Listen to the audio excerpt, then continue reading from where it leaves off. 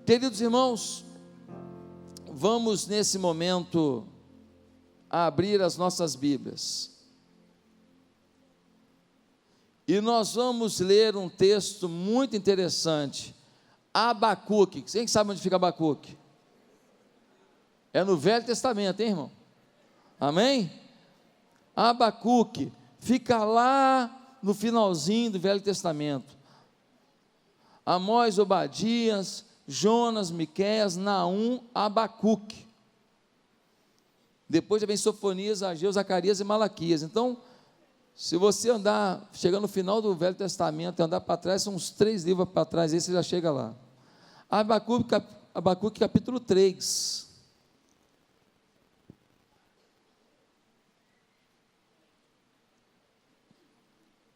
E nós vamos ler do verso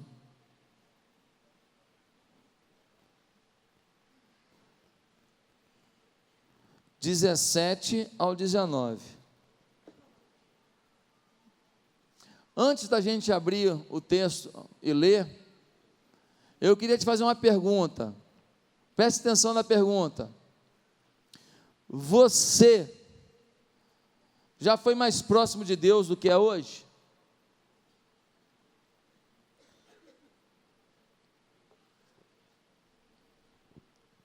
Ou você nunca foi íntimo de Deus? Você frequenta a igreja há muitos anos, mas você nunca foi íntimo de Deus. Você ouve a palavra, ouve louvores, ouve tanta coisa, mas assim, nunca te pegou e te tomou, te energizou, te empoderou a presença de Deus. Você já viveu isso ou não? Como é a sua relação com Deus? Quando eu falo de ser íntimo de Deus, eu estou falando de ter relacionamento com Ele, em ouvir a voz dEle, através de inúmeras formas que Deus fala, não necessariamente de forma audível, mas Deus fala através da Bíblia, dos louvores, das circunstâncias, das orações, de alguém, de um amigo, de um profeta. Quando eu falo de intimidade com Deus, eu estou falando de consultar Deus para agir, e não apenas pedir que Ele abençoe o que você decidiu fazer e acabou dando errado. Quando eu estou falando de ser íntimo de Deus, eu estou falando de passar tempo com Ele, em devoção, e sentir a presença do Espírito Santo no ambiente do seu quarto, do seu escritório, do seu gabinete, às vezes numa caminhada, às vezes sentado na varanda, olhando para o horizonte. Quando eu falo de intimidade com Deus, eu falo de aprender a orar, entrar nesse diálogo em que a gente fala, mas também ouve, em que a gente expõe, mas também percebe o que Deus está dizendo. Quando eu falo de intimidade com Deus, eu falo de enfrentar o que tiver que enfrentar, e sentir que Ele está te sustentando, sentir que Ele está contigo, sentir que você não está sozinho. Quando eu falo de intimidade com Deus, eu estou falando de saber quem Deus é e saber quem você é. E saber que nada pode impedir você, com suas limitações e sonhos, de conviver com esse Pai poderoso, para te ajudar na tua caminhada. Quando eu falo de intimidade com Deus, eu falo de amar a Deus, e quem ama, honra, porque quem não honra, não ama. Quando eu falo de intimidade com Deus, eu estou falando de ser instrumento do Senhor, de ter a maior alegria que um ser humano pode ter na terra, ser um instrumento de Deus na vida das pessoas, ser voz de Deus para o ouvido das pessoas, ser a mão de Deus para abraçar as pessoas. Nada na vida te dará mais prazer do que ser um instrumento nas mãos do Senhor. Querido, tem gente que tem uma relação boa com Deus, dependendo da situação. Se está tudo bem, ele busca a Deus. Se está tudo bem, outros param de buscar a Deus. Se está tudo mal, alguns vão para Deus. Se está tudo mal, alguns se revoltam com Deus. Cada um reage de um jeito, estando boa ou má situação. É diante desse quadro de intimidade frágil, anêmica, raquítica com Deus, que eu queria ler esse texto com você agora. Porque nesse texto nós temos lições profundas para a nossa vida. E o tema da mensagem é: não deixe nada abalar sua comunhão com Deus. E nós vamos responder hoje por quê. Por isso, preste atenção nesse texto do profeta Abacuque. Deixa eu te explicar uma coisa. O profeta Abacuque estava numa fase de uma boa, estava tranquilo, um ambiente bom. Só que o povo estava bem afastado de Deus. O povo estava aprontando com Deus. E Deus falou para Abacuque, numa visão: Abacuque, eu vou mandar os caldeus. O inimigo vai vir, vai invadir a terra para punir Israel, para aprender a ter temor a Deus. E Abacuque questiona a Deus, fala: mas como é que pode? O Senhor vai mandar alguém pior que a gente para vir disciplinar a gente? Deus fala: é isso mesmo. Mas por que o Senhor vai fazer isso? Porque eu sou Deus. Põe. Porque eu sou Deus, eu faço como eu quero. Eu não tenho que te dar explicações, não. Eu uso quem eu quero para disciplinar quem eu amo. Eu uso quem eu quero para levar para o rumo certo quem eu tenho planos, quem eu tenho projetos e que se afastou dos meus planos e dos meus projetos. E Abacuque fica numa crise danada. Como é que é, Senhor? O Senhor vai nos punir, e o Senhor ainda vai usar um ímpio para nos punir. Os caldeus são piores que a gente. Como é que é isso? Mas no final do livro de Abacuque, ele faz essa conclusão aqui. Depois de dialogar com Deus, ele que é íntimo de Deus, ele tem a seguinte conclusão. Preste atenção. Versículo 17: mesmo não florescendo a figueira, e não havendo uvas nas videiras, mesmo falhando a safra de azeitona, não havendo produção de alimento nas lavouras, nem ovelhas no curral, nem bois nos estábulos, ainda assim eu exultarei no Senhor e me alegrarei no Deus da minha salvação. O Senhor, o soberano, é a minha força. Ele faz os meus pés como os do servo, faz-me andar em lugares altos. Depois de questionar Deus, porque a chapa vai esquentar, depois de questionar Deus, porque os problemas virão, depois de questionar Deus, porque a profecia sobre o povo não é boa, o momento será de jugo, o momento será de falência, o momento será de tristeza, o momento será de morte, o momento será de fome, o momento será de juízo. Ele vai declarar isso. Ele está dizendo que ele está bem, mas ainda que fique na miséria, ainda que fique sem recurso, ainda que fique com problemas, que ele não abre mão de andar com o Senhor.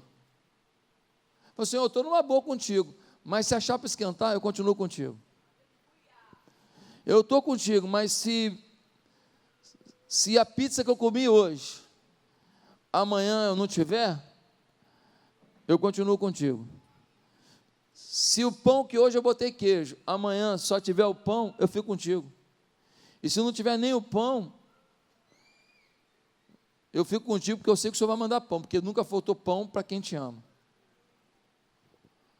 Meus amados, em outras palavras, ele está dizendo: a comunhão com Deus é algo que eu não abro mão.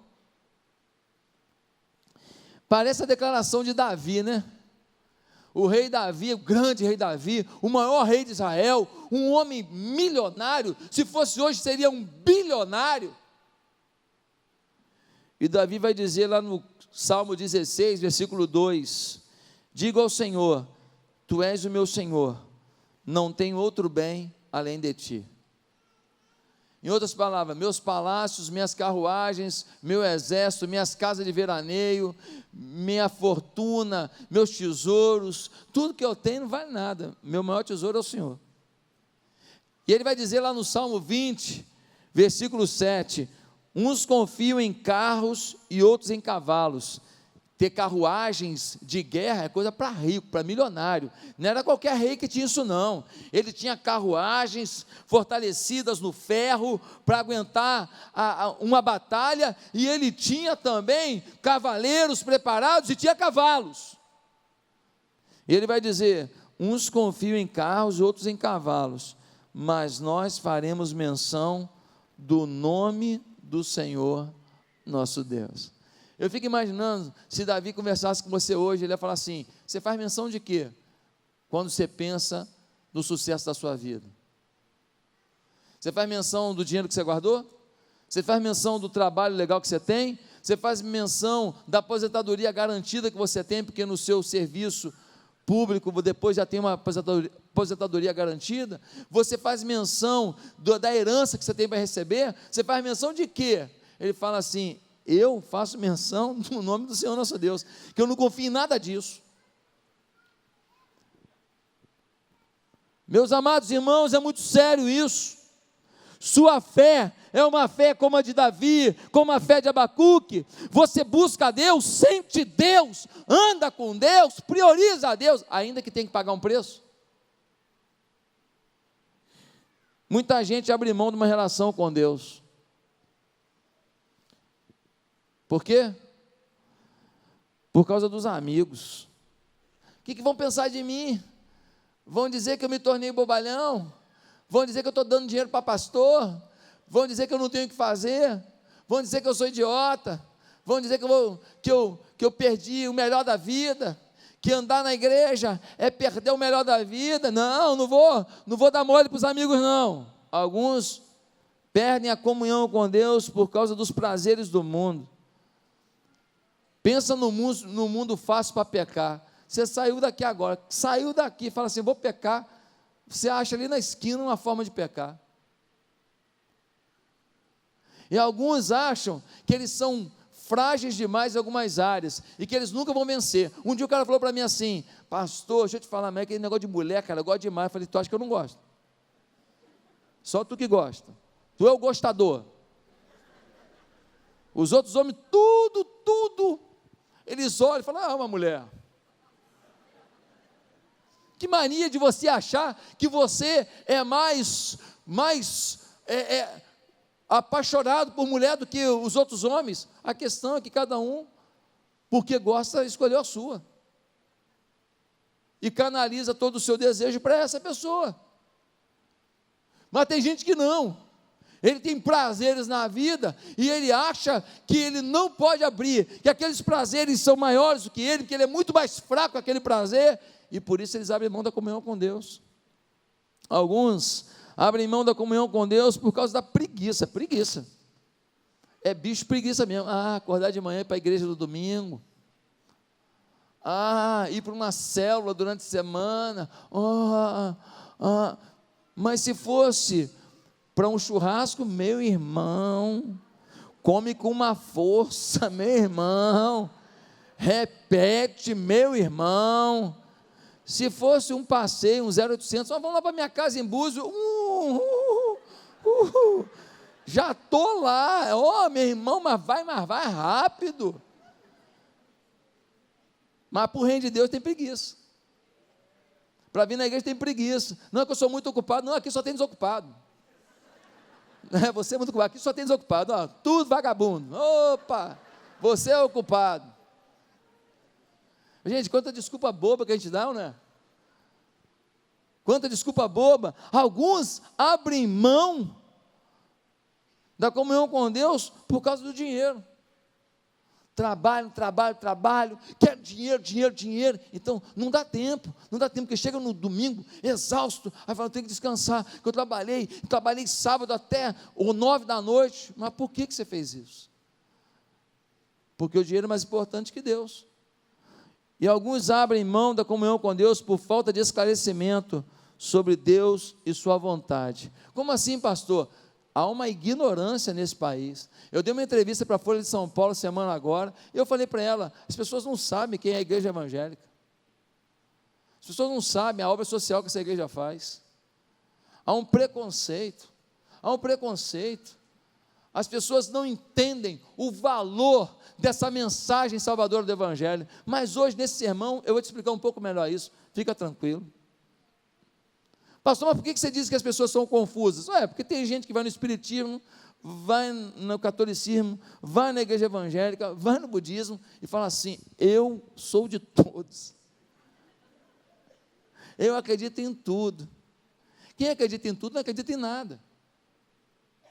É impossível acreditar em tudo. Então a gente precisa respeitar todas as religiões, a gente precisa respeitar todas as pessoas, mas a pessoa precisa entender o que a Bíblia diz, e não o que um religioso diz, não o que uma circunstância diz, não o que o ambiente diz, mas o que a Bíblia diz, senão a gente vai errar. Aí o Abacuque fala: olha, eu não tenho dinheiro, não tenho amigo, não tenho confusão, não tem nada que me tire a vontade de ter comunhão com Deus. Eu queria entender por que ele falou isso. Você quer entender? Porque nada deve abalar sua comunhão com Deus. 3 respostas. Primeiro, porque em Deus há uma alegria que vai além das circunstâncias.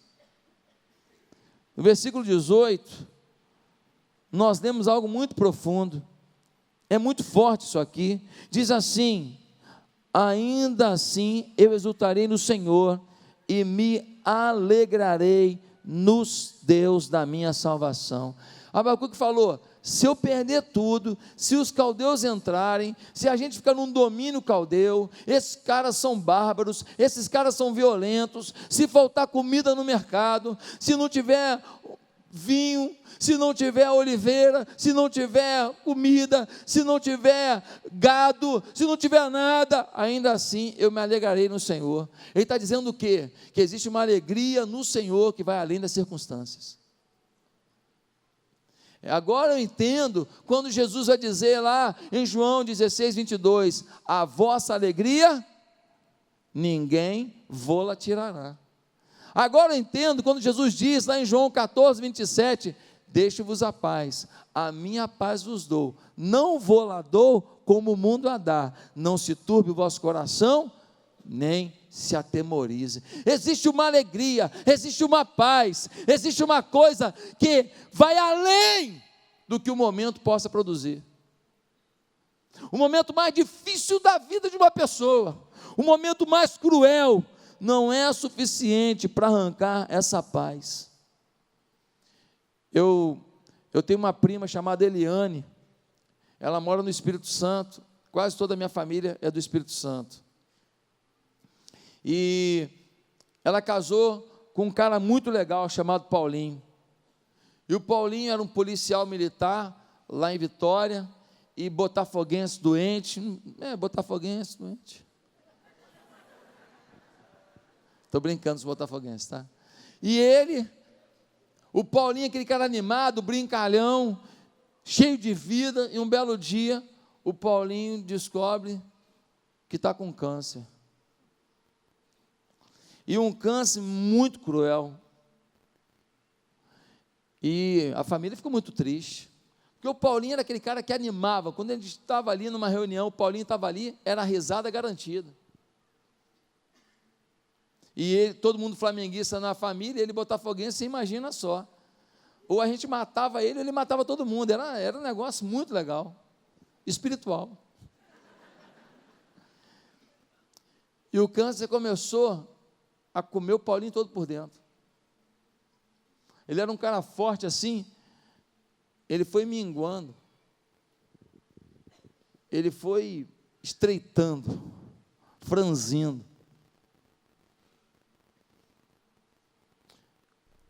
E a gente ia encontrar com o Paulinho, e ele sempre sorrindo. Sempre sorrindo, sempre fazendo piada, sempre contando uma história, sempre falando coisas engraçadas, tendo bom humor, sempre colocando assim, Deus permitiu, Deus é que sabe, porque o Paulinho não era crente. O Paulinho era um cara brigão, arrumava as confusões lá em Vitória e tudo, e ele se converteu, e depois da conversão dele, anos depois é que veio essa doença, e ele se tornou um crente em Jesus, e olha, foi impressionante, porque todo mundo chorando, porque imagina um homem que você olha assim, com 100 quilos, e depois você olha para esse camarada, ele está com 60.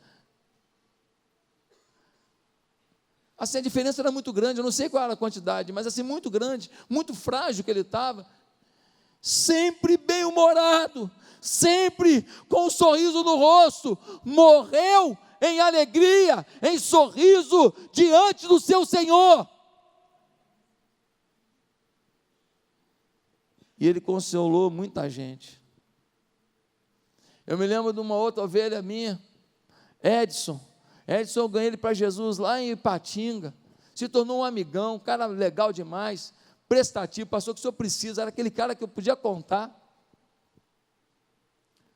Apareceu um tumor no Edson, o tumor era benigno, só que ele foi crescendo e empurrando os órgãos, então começou a dar falência nos órgãos, não tinha como arrancar aquele tumor, porque tinha uma artéria, uma veia, alguma coisa no meio dele, que se cortasse ali seria fatal.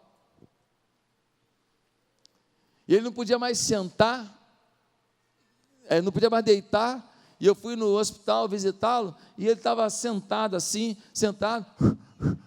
respirando com muita dificuldade, e oxigênio no nariz.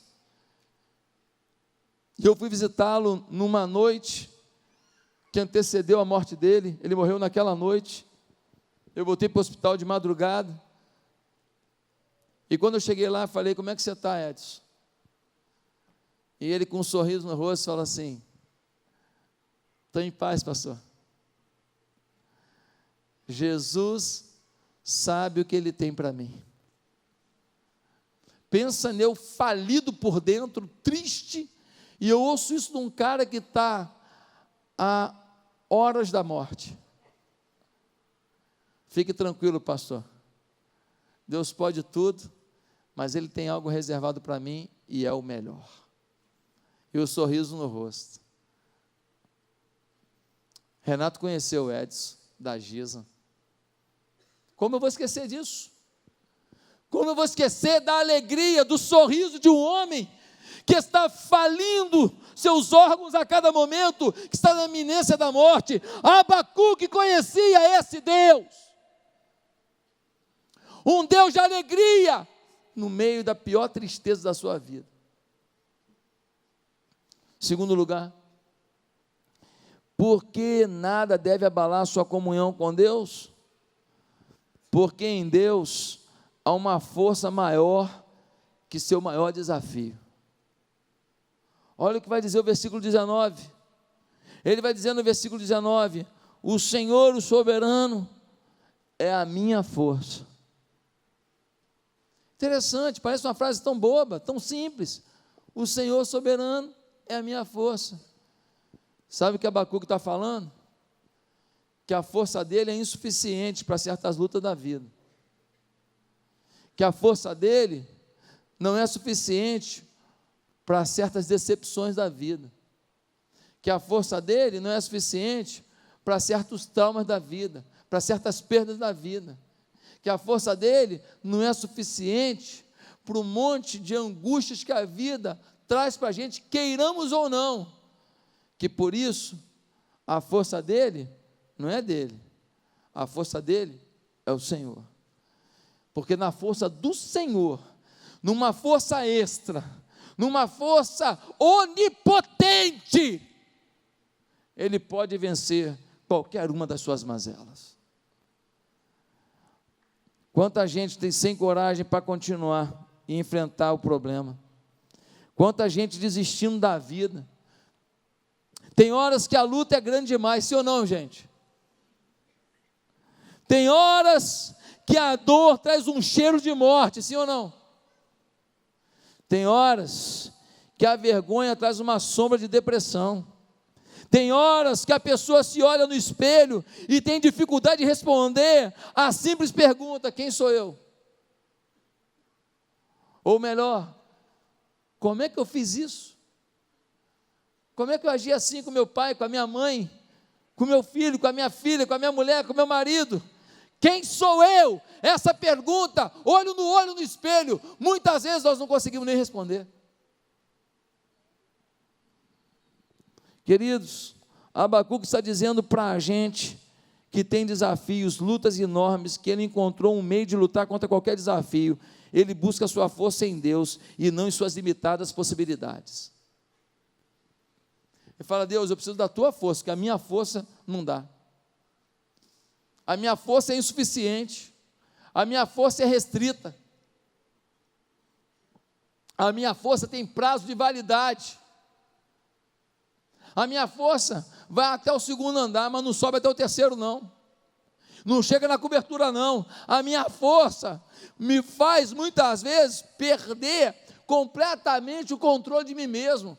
As minhas forças se esgotam e eu entro num parafuso, e eu entro numa discussão comigo mesmo e com os outros, e eu estou fazendo mal para quem está ao meu redor, eu estou maltratando quem está vivendo comigo e que me ama, porque as minhas forças se esgotaram, e agora os meus limites foram superados, e eu não ajo mais por mim mesmo, eu ajo pela minha fragilidade, eu ajo pelo meu descontrole, eu ajo pelo meu desespero. Quem já viveu isso aqui?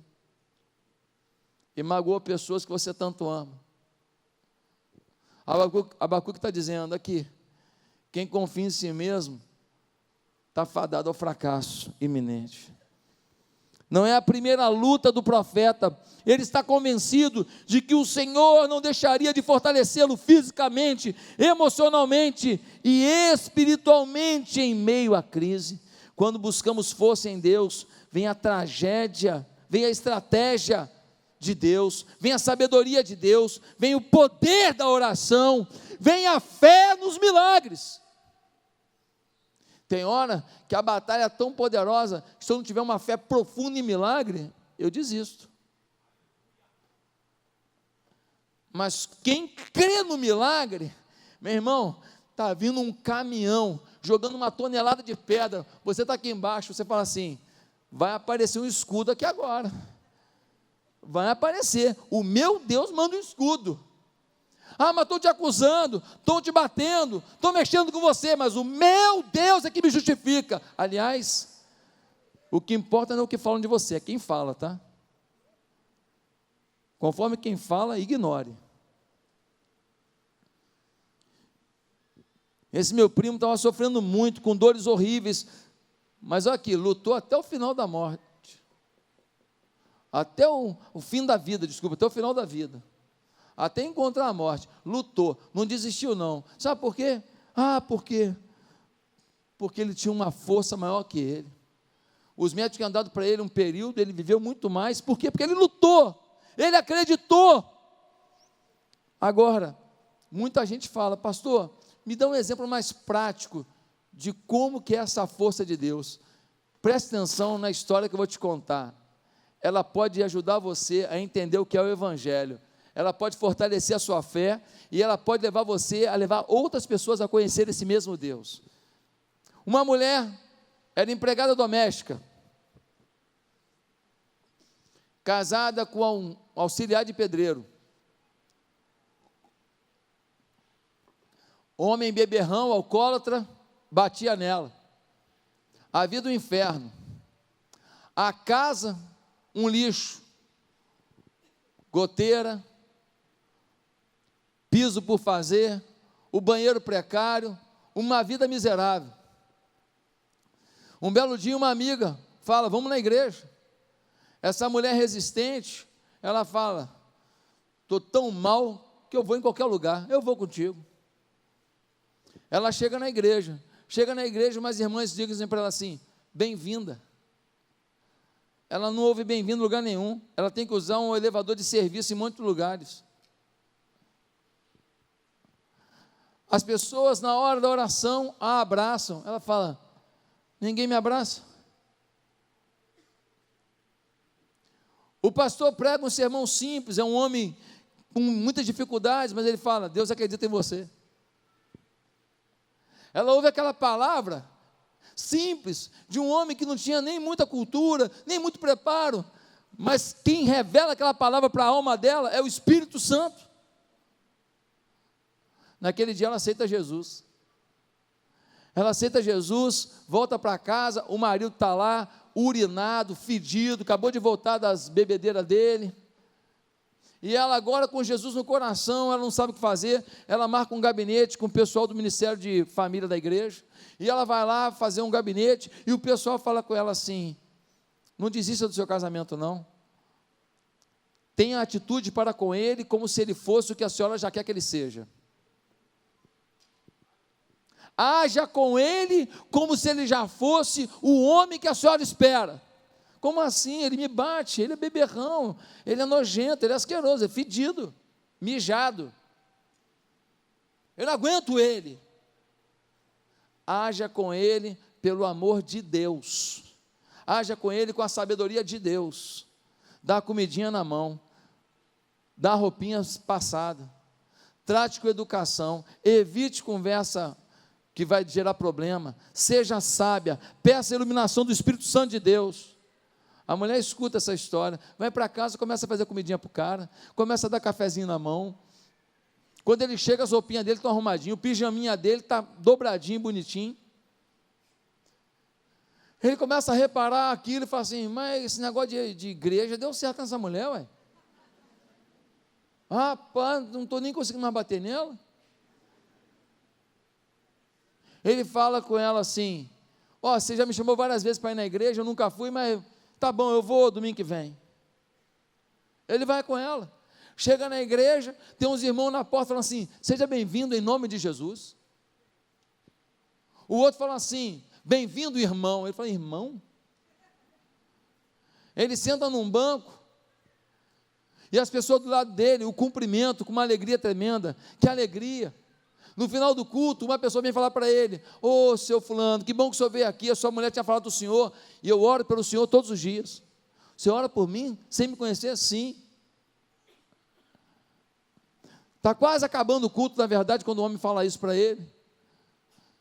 E o pastor, no final do culto, fala assim: quem quer aceitar Jesus? Ele aceita Jesus.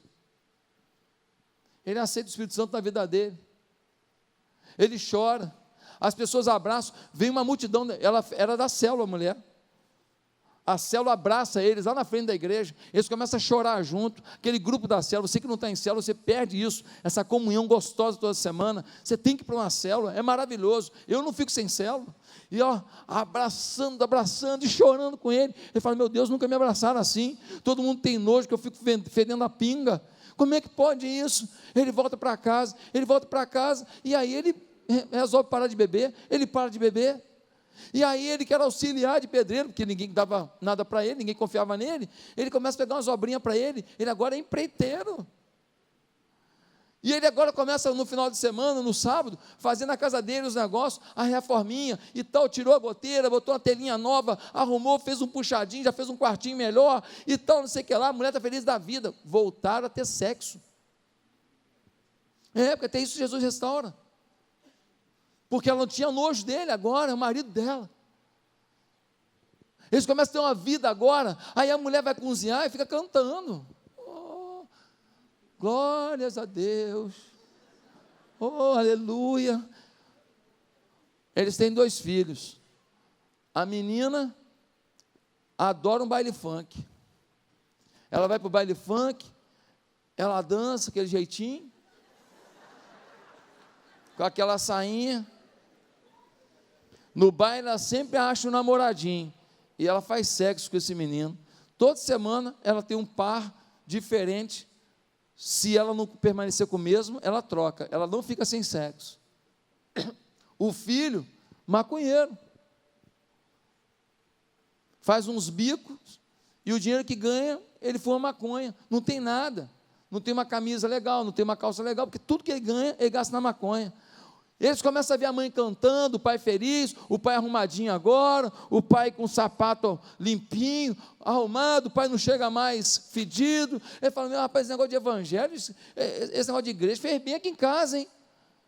Um belo dia a mãe fala: filhos, vai ter uma programação dos jovens lá, vamos lá para ver, só para ver como é que é. Eles vão, chegam lá, encontram os meninos cantando, as moças cantando, uma iluminação bonitinha, todo mundo tocando violão, alegre, no final tem um cachorro quente, todo mundo falando com eles: pô, que bom que vocês vieram, que alegria, sejam bem-vindos. Eles falam: pô, que ambiente legal, os caras maneiros. Eles falam: ó, a gente vai jogar um futebol semana que vem, tu não quer ir com a gente não? As meninas falam para a menina: ó, nós temos uma reunião só das princesas. É uma reunião que a gente faz só de menina, homem não entra, para a gente bater papo, brincar. Você não quer estar com a gente não? Eles começam a frequentar, o menino aceita Jesus, a menina aceita Jesus. A menina para de ir para o baile funk e fala: não, agora eu vou namorar direitinho, vou arrumar um rapaz na igreja, na hora certa eu vou namorar, vou noivar, vou casar e vou transar. Vou fazer as coisas organizadas, vou ter uma vida bonita. E a menina realmente acaba conhecendo um seminarista, se apaixona, ela começa a liderar trabalho na igreja, ajudar no Ministério Kids, ajuda na recepção, se torna uma guerreira na igreja, menina.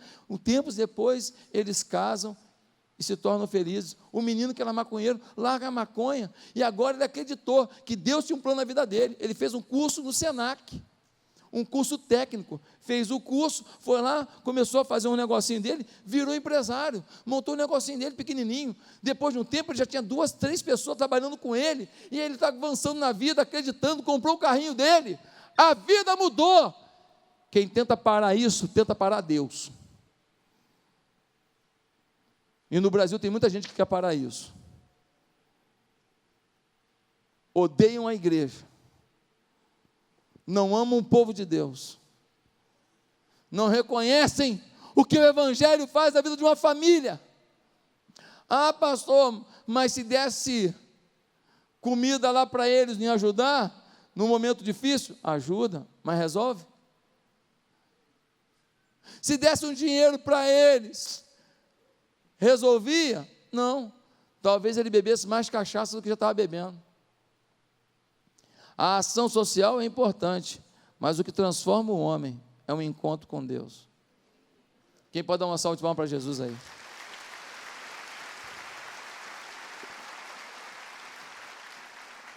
É por isso que no Salmo 37, versículo 5, nós lemos: entrega o teu caminho ao Senhor, confia nele, e o mais ele fará. Abacuque falou: meu irmão, eu posso enfrentar o que for, mas com esse Deus eu vou aonde tiver que ir, porque Ele transforma uma família destruída, todo mundo destruído, numa família vencedora. O Evangelho é a força mais poderosa do universo. Quem acredita nisso, diga: eu creio! Em último lugar, porque nada pode nos afastar da comunhão com Deus, porque quem anda com Deus pode ter certeza que sua salvação está garantida. Além da alegria na dor, além da força para lutar, a salvação está declarada. Olha que nós vamos ler no versículo 18. Diz assim: ainda assim eu exultarei no Senhor e me alegrarei no Deus da minha salvação. Eu não estou me alegrando em qualquer um, não. Eu estou me alegrando naquele que me garante que o final da minha história é Salvador. Muito triste vir à igreja e no final da vida não ter encontrado a salvação. Muito triste falar versículo decorado e não tê-los como uma experiência real dentro de si. Muito triste falar da oração e não vivê-la. Hoje Deus te trouxe aqui para um ajuste, porque Ele te ama. Hoje Deus te trouxe aqui para um milagre da tua vida.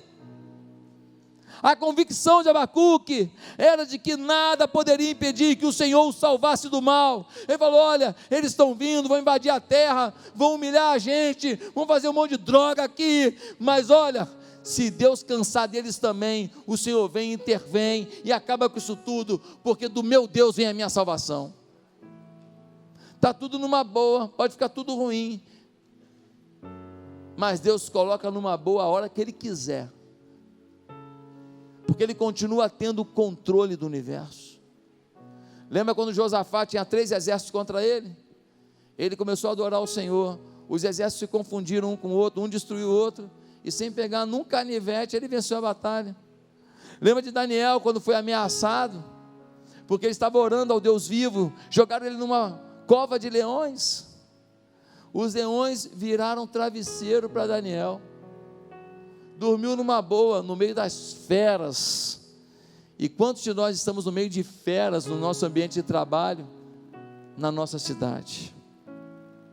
Lembra quando o povo estava sem alimentos? Deus mandou maná do céu. Lembra quando uma mulher chamada Ruth, lá de Moabe, estava sem marido, sem SUS, sem aposentadoria, sem nada, pobrezinha, tendo que catar as migalhas que sobravam na colheita, catando migalha. Ela vai para Belém, casa do pão significa, e ela fica catando os grãozinhos de milho que caem no chão lá.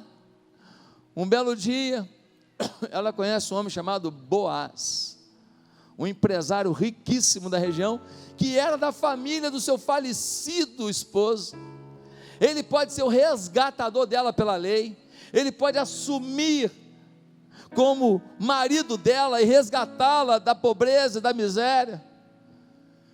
E aquele homem vencedor, um homem muito próspero, se encanta com aquela quase mendiga, casa com ela. Da linhagem deles nasce o rei Davi, da linhagem deles nasceu o rei Jesus. Olha como é que Deus faz. Lembra quando a prostituta Raabe foi informada que as muralhas de Jericó iam ruir? Ela morava num cubículo, num quartinho onde fazia seus trabalhos de prostituição, em cima dos muros de Jericó. Mas ela recebeu os espias do Senhor, ela disse que cria no Deus de Israel, e os muros caíram, muita gente morreu e pereceu, mas Deus preservou Raabe e toda a sua família. Ele é um Deus de salvação, mas a maior salvação que Ele pode te dar é a salvação da morte eterna, te concedendo a vida eterna. João 3,16 diz: porque Deus amou o mundo de tal maneira que deu o seu Filho unigênito, para que todo aquele que nele crê não pereça, mas tenha a vida eterna. Quando nós lemos lá em Efésios capítulo 1, versículo 21 a 23, nós vemos o apóstolo Paulo dizendo: ei, para mim o morrer é lucro, partir e estar com Cristo é muito melhor. Quando nós lemos lá em 1 João capítulo 5, versículo 13, nós vemos João falando assim, estas coisas vos escrevi para que saibais que tendes a vida eterna, para não ter dúvida, para que vocês saibam, para que saibais que tendes a vida eterna. Ah, meu querido, eu escutei a história de uma senhora, e aqui eu termino. Essa senhora estava indo de navio da Inglaterra para os Estados Unidos. Uma grande tempestade tomou o navio. Estavam todos desesperados e dizendo: meu Deus, o que vai acontecer? E aquela senhora permanecia calma, tranquila. Uma pessoa, vendo a tranquilidade dela, foi até ela e disse: a senhora não está preocupada não? Como é que a senhora está tranquila desse jeito? E ela falou: eu tenho 2 filhos. O meu filho mais velho, ele morreu, e ele era um servo do Senhor. Portanto, se o navio afundar, eu vou me encontrar com ele. Mas se o navio não afundar, eu estou indo para os Estados Unidos, porque o meu filho mais novo mora lá. Eu encontro com o mais novo. Queridos, ninguém aqui tem que querer morrer hoje ou amanhã, mas a gente precisa estar preparado para viver e para morrer. Só está preparado para viver quem está preparado para morrer. E só está preparado para morrer quem tem a vida eterna garantida pelo sacrifício de Jesus Cristo na cruz. Você já é salvo? Você tem a alegria de Jesus na sua vida? Você tem essa força de Jesus na sua vida? Você tem essa salvação de Jesus na sua vida? Está com dúvida? Curva a sua cabeça e ore comigo agora. Se você ainda não tem certeza da sua salvação, se você ainda não tem certeza de que você entregou sua vida e seus caminhos ao Senhor, repita comigo essa breve oração, onde você está. Diga assim: Santo Deus, é muito ruim quando a gente está vivendo uma luta como Abacuque sabia que ia enfrentar, mas eu quero poder falar como um Abacuque. Eu quero poder falar que ainda que a videira não dê fruto, ainda que a oliveira não dê fruto, ainda que não tenha um animal no estábulo, ainda que não tenha uma gota de leite para tirar, ainda que aquilo que é mais básico para a sobrevivência naquela época era um ambiente agropastoril, ainda que eu não tenha nada disso, eu quero ficar com o Senhor. E é claro, se eu tiver a videira, se eu tiver a oliveira, se eu tiver o animal, se eu tiver a gordura, se eu tiver o queijo, se eu tiver a manteiga, eu também quero ficar com o Senhor, na abundância ou na dificuldade, porque nada pode abalar minha comunhão contigo, Deus.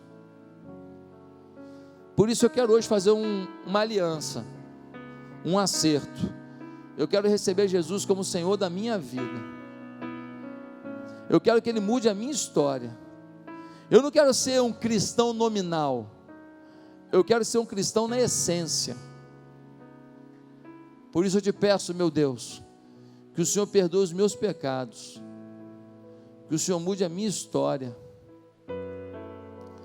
que o Senhor me dê essa alegria, essa força e essa salvação que só Jesus pode dar. E eu quero ser um instrumento nas tuas mãos, para levar outros a conhecer o teu poder, a tua força, o teu amor. Em nome de Jesus eu oro. Amém.